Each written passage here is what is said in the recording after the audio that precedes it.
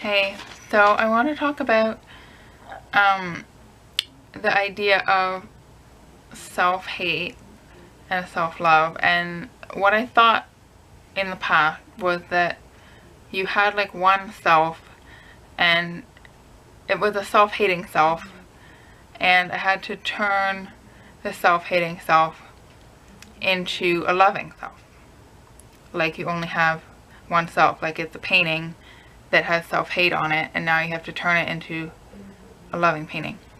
But this is actually not the case, because we have like more than one layer of ourself. So the self-hating self is the wounded inner child and the ego and like different fragmented aspects of ourselves that are in fear.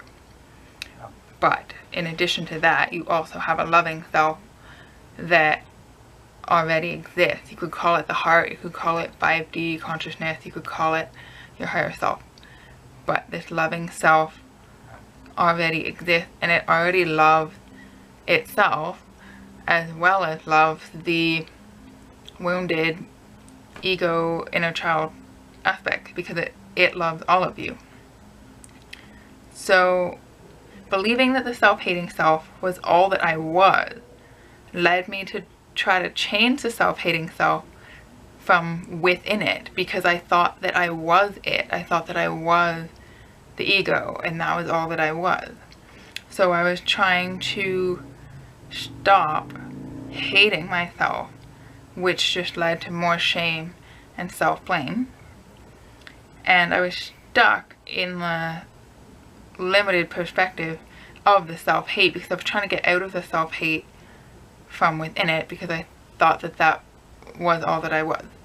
So what I've now learned is that you can actually withdraw your attention from a self-hating self, from within the mind and the ego, into the heart space, and you can just call upon your loving self and just ask for a loving perspective.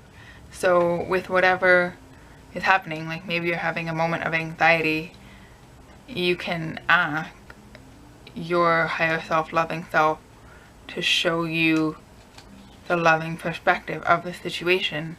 And meditation is super helpful for taking a step back from your thoughts and from the mind, and it will make it a lot easier to observe the thoughts and not be so attached to them. And it also really helps to receive any messages from your higher self, because I think we've probably been receiving them all along, but if we're 100% absorbed in the ego and our fear and our self-hate, we're not able to receive any of these loving messages. So there's a quote from Thich Nhat Hanh that says, "In the light of awareness, things are transformed." So even in observing the self-hate rather than believing it, that's already a shift in perception.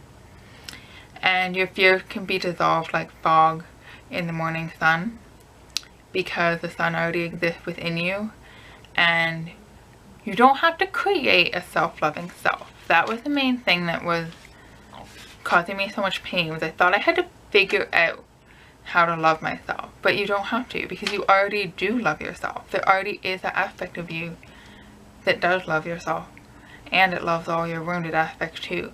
So you're not having to create this self-loving self. It's a matter of stepping out of the self-hating self to the extent that you can allow the self-loving self to love those wounded aspects. And becoming an observer can be a helpful kind of like in-between space. So in the meditation, when you can kind of just be neutral, that can help kind of like bridge the gap between being fully in the self-hate and being fully in the self-love, because it can be hard to traverse that. So just having the awareness that the self-hating self is not your only self, it's just one aspect, and that you can kind of pull out of it, and then you can call upon the loving aspect, or you could call upon like God or Source or the universe or whatever you want. You can also receive loving perspective from the universe as well to help if you prefer that. To just see the illusion and the fear within the self-hating self. So it's more about dissolving the self-hating self as opposed to trying to change it into the self-loving self. It's a very different way of conceiving it. It's more about letting go of the illusion of all of this fear and the self-hate, the illusion that it was real, as opposed to trying to like find the truth, because you already have the truth. It's about letting go of the lies. So hopefully that like makes it seem easier, because I thought the task of loving myself seemed so extraordinarily difficult, because I thought I had to like figure out how and like turn this self-hating self into a loving self. But it's not actually that difficult to understand. Like, it can be difficult to do because it's so painful to face a lot of the trauma that we've buried, but it's actually quite simple in terms of the mechanism of it, which is really to just allow your psyche to heal itself, because it's already moving in the direction of healing. So it's about getting out of the ego for enough time to gain the perspective that you need in order to release these fears and feel these traumas. Because through feeling them and loving them is how they are dissolved, basically. That's how the higher self like envelops the pain. And then I just kind of imagine it like throwing rocks into an ocean. Like, the rocks just kind of disappeared, because the self-love is so much bigger than the wounded aspect, that what we're doing is just basically offering up the wounded aspect to the loving aspect and saying, I'm willing to see this differently.